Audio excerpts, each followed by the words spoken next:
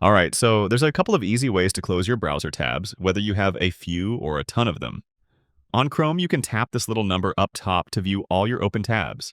In this view, you can either close tabs by tapping the little X in the corner, or you can swipe tabs to the left to close them.